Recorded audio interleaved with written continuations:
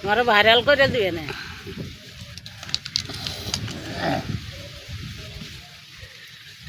এই কাজ তো আর দেখা যায় না, বুঝেন না, প্যাচেন কাজ তো।